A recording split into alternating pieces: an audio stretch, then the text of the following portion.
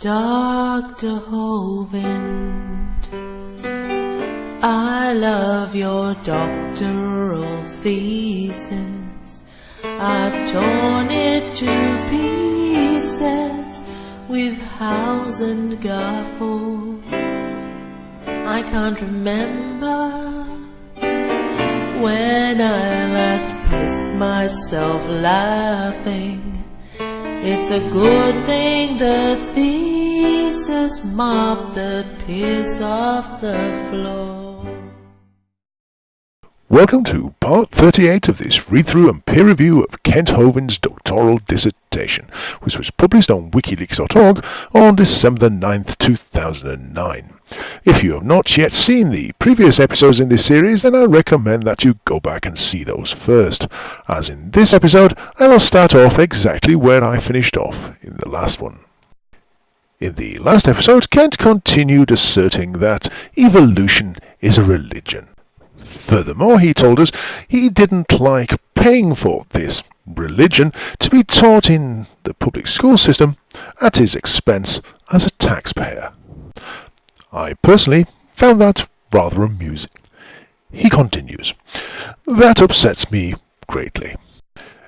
Exactly what does upset you greatly, Kent? The fact that a valid scientific theory is being taught to school children in the public school system and you don't agree with it? The fact that it amuses me greatly that you refer to yourselves as a taxpayer, or the fact that you're currently languishing in prison for tax fraud. But anyway, Kent launches straight into a Bible verse. Romans chapter 1, verse 21 says, "Because that, when they knew God, they glorified him, not as God, neither were thankful, but became vain in their imaginations, and their foolish heart was darkened.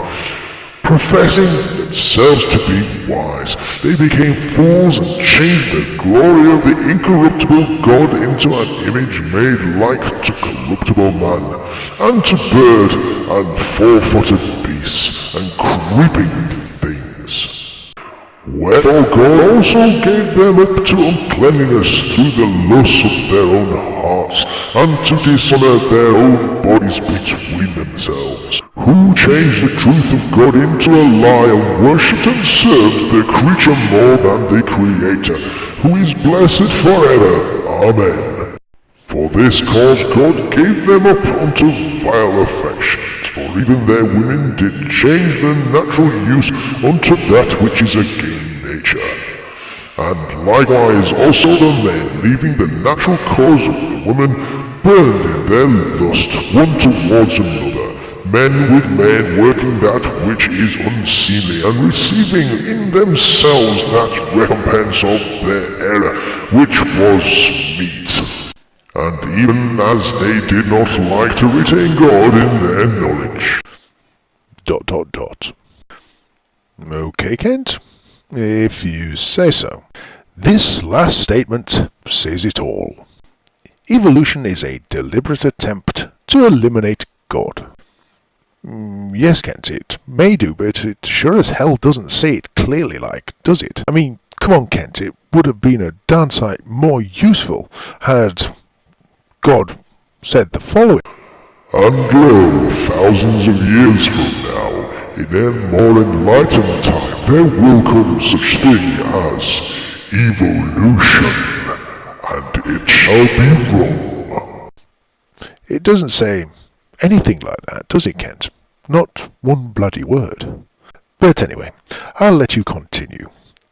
It is time for thinking people to dethrone evolution and get some common sense back in the science class. Yes, Kent, let's get back to the Dark Ages. They used to flog and execute people who didn't pay their taxes back in those days, didn't they, Kent? But anyhow, Kent continues, "I write letters to the editor very frequently." Although Kent doesn't state the editor of which publication, although we shall presume it's not to the editor of a science journal. He goes on, "Here is one published some time ago that sums up my feelings on the subject. Evolution isn't science. Remember the story of tailors who kept asking for more silk and gold to make a royal suit for the king. The deceitful men were pocketing the goods and giving the king imaginary clothes. Anyone who couldn't see the splendor of these clothes was obviously not intelligent." Well, Kent, it can't be a particularly highbrow publication if your allegory is a children's fairy story. To even dare to suggest that His Highness was not gloriously arrayed was to invite a barrage of ridicule and scorn, and so the entire kingdom was duped into silence until a small, ignorant boy cried out, "The king hath no clothes." It is still true today that a few scoundrels can cajole the masses into silence about the obvious using ridicule and derision. Yes, Kent, are you familiar with the psychological concept of projection? For example, it is obvious that evolution didn't, doesn't, and won't happen. Design demands a designer. Frogs don't turn into princes, and bib bangs make big messes, not neat orderly universes. There are no facts to support evolutionism. It stands royally naked. Just goes to show that they'll print any old shit in some newspapers, doesn't it?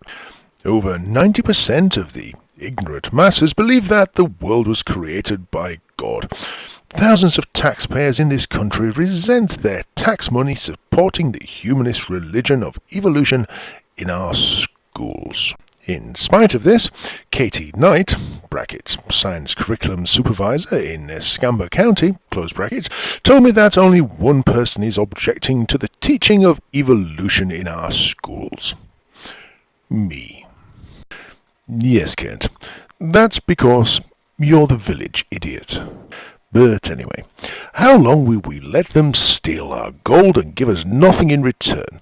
They steal our kids' class time and brainpower promoting this fairy tale of evolution while they keep asking for more gold.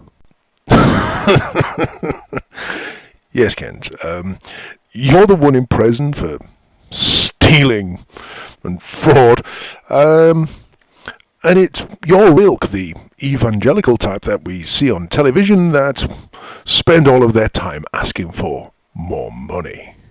But carry on. Review the books this year and voice your complaint. Textbooks are being selected now. Let's get back to teaching real science and stop letting them tell us that evolutionism must be included. Yes, Kent, let's get shut of the science textbooks and just give them all a Bible. That way, in 20 years' time, round about now, then American students can be ranked way down the league table for scientific knowledge. I'm sure your kids will thank you for it. But go on. It is not science, and it is not even remotely related to science. Even though the socialist tailors insist I am the one who is blind and give evolutionism royal treatment, I still say, the king, evolution, hath no clothes. Yes, Kent, I'm sure you do. One thing to note, you don't actually say whereabouts they printed it. Was it the one in the highlighted box, the one with the title Dumbass Letter of the Month from the Town Clown? Either way, your letter obviously fell on deaf ears. That's generally because, in general, intelligent people are in charge, and intelligent people don't go for your dumb brand of bullshit. Anyhow, that thankfully wraps up Chapter 2. Next, we move on to Chapter 3, the effects of evolution.